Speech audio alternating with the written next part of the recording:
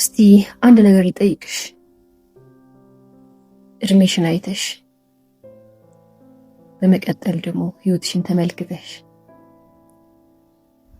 በውስጥሽ በዝምታ እንዲህ ብለሽ ታውቂያለሽ? ረፈደብኝ እንዴ? የማህበራዊ ሚዲያ ገጾችን ትከፍቻለሽ። ያንቺ እድሜ እኩያ የሆኑ ሰው አግብተዋል። ሌላው የተሳካለት የንግድ ስራ ጀምሯል። ሌላው ደግሞ ቤት ገዝቷል። ሁሉ ነገር የተሟላላት ይመስላል። ከዚያ ወደ ራስሽ ህይወት ትመለሽና እንዲህ ታስቢያለሽ፣ እኔ ምን ሆኜ ነው ወደ ኋላ የቀረብኩ? ግን አንድ ጥያቄ ልጠይቅሽ።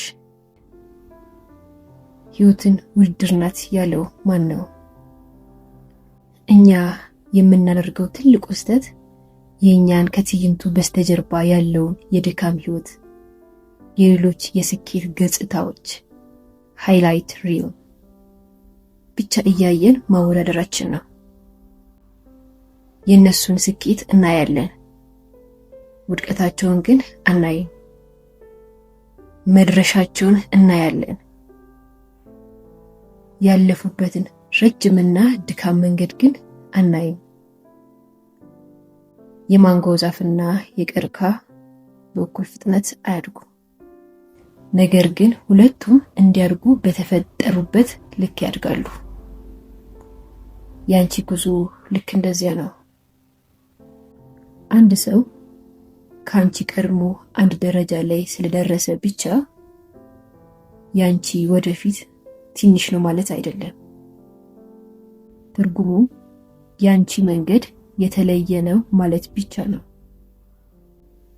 ስለዚህ ህይወትሽን በሌላ ሰው ሰዓት መለካትሽን አቁሚ። በራስሽ እድገት ብቻ ለኪው።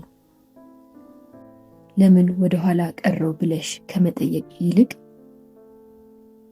ዛሬ መውሰድ የምትችይውን አንዲት እርምጃ ምንድነው ብለሽ ጠይቂ።